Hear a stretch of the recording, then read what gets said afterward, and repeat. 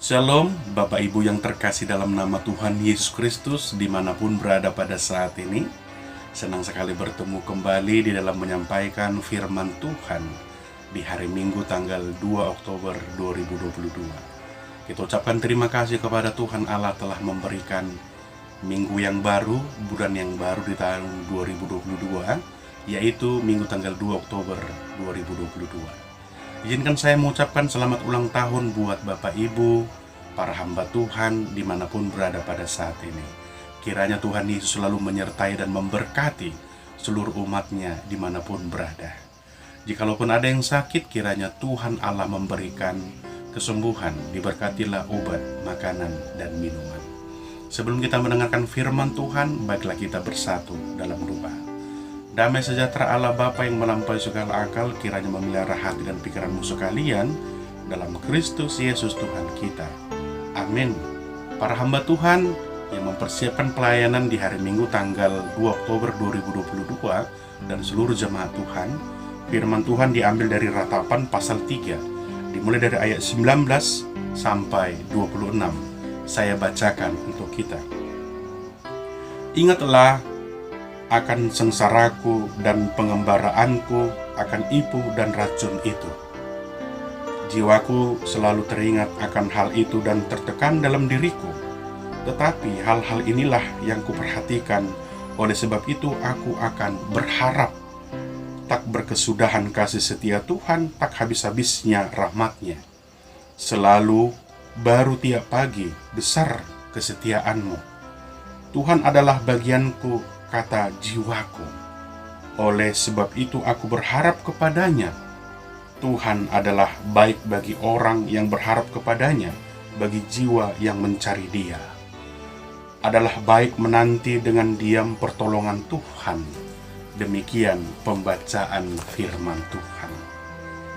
Pengharapan di tengah penderitaan. Bapak Ibu yang terkasih dalam nama Tuhan Yesus Kristus, ada dua alasan kitab Ratapan ini dituliskan oleh Nabi Yeremia. Dua alasan kitab Ratapan ini dituliskan. Yang pertama, untuk menjembatani krisis rohani yang dialami bangsa Israel saat penghancuran terjadi di Yerusalem, bahwa Allah akan memulihkan keadaan bangsa Israel tersebut. Bahwa Allah tidak mau berkompromi dengan yang namanya dosa.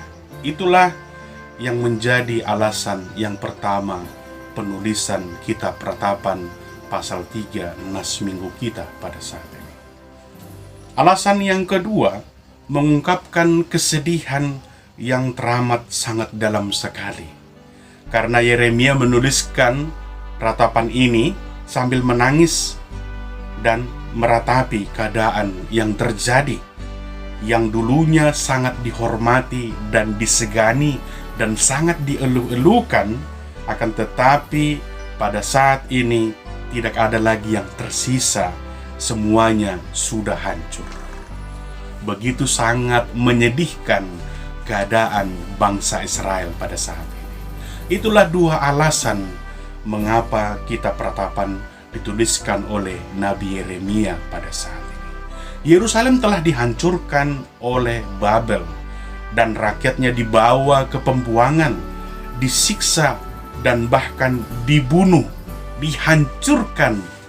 Tinggal puing-puinglah yang tersisa, keadaan yang sangat menyedihkan dan sangat-sangat tidak mengenakan. Dan itulah yang dirasakan oleh Yeremia, dirasakan oleh bangsa Israel di dalam nas kita pada saat ini. Bapak Ibu yang terkasih dalam nama Tuhan Yesus Kristus, jika kita membaca dalam Ratapan pasal 1 bagaimana keadaan bangsa tersebut, begitu sangat-sangat tidak mengenakan dan memprihatinkan sekali. Yang terjadi hanya tangisan, tidak ada lagi sorak-sorai, tidak ada lagi pujian. Akan tetapi bangsa tersebut telah dihancurkan dan ditinggalkan. Oleh kenapa? Oleh karena kompromi mereka terhadap dosa. Yeremia telah dipilih Allah untuk menyampaikan hukuman Jika bangsa tersebut tidak mau bertobat, maka akan dibuang, maka akan dihukum. Dan inilah yang terjadi pada saat ini melalui nas kita pada saat ini.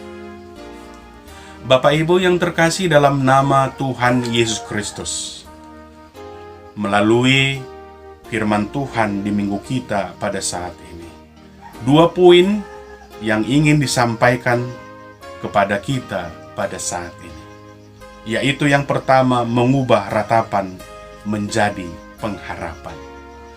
Yang pertama, mengubah ratapan menjadi pengharapan.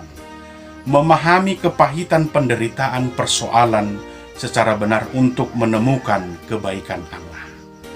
Banyak yang telah kita lalui dan kita lewati, terlebih di situasi COVID-19 yang hampir 3 tahun berdampingan dengan kita. Banyak sekali dampak, kesusahan, kesulitan yang kita alami hingga pada saat ini. Sangat terasa sekali, bahkan kita menangis, bahkan kehilangan nyawa, bahkan kehilangan pekerjaan, bahkan kehilangan pendapatan, bahkan kehilangan orang-orang yang kita kasihi selama ini.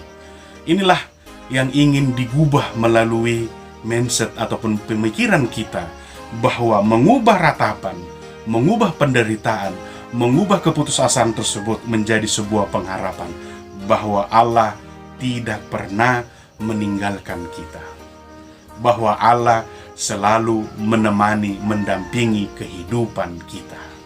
Itulah poin pertama yang ingin disampaikan. Poin yang kedua, tetap mencari kebaikan Tuhan Allah. Tetap kita cari, justru tidak menghakimi Tuhan Allah. Oh Tuhan, ini semua adalah salahmu.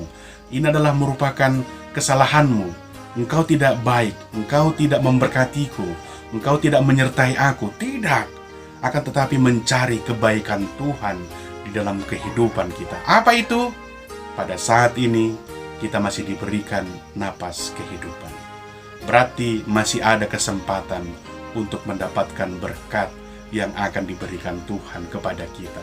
Dengan semangat, dengan berdoa, seperti nats anak sekolah minggu dari 2 Tawarik yang mengatakan doa Salomo, yang menyatakan bahwa Allah selalu menyertai ayahnya Daud.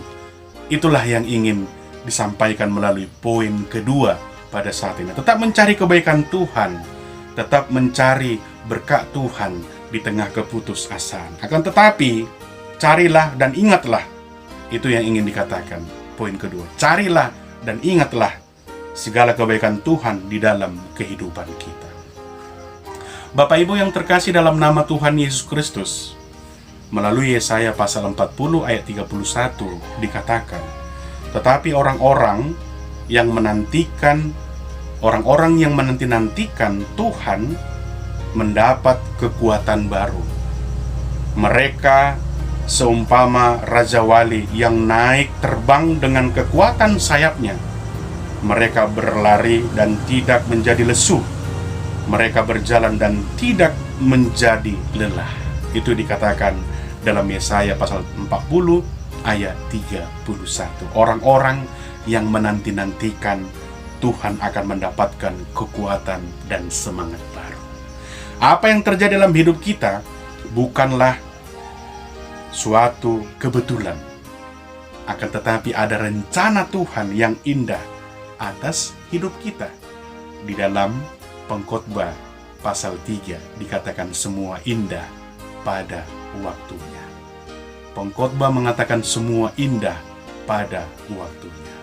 Yakin dan percaya, Kitab Ratapan adalah sebuah kitab yang dituliskan oleh Nabi Yeremia yang melihat dan merasakan bahwa Tuhan Allah ada di tengah keterpurukan, bahwa Tuhan Allah ada mendampingi bangsa tersebut, tidak serta-merta meninggalkan. Itu sebabnya Tuhan Allah memilih Yeremia untuk menyampaikan itu.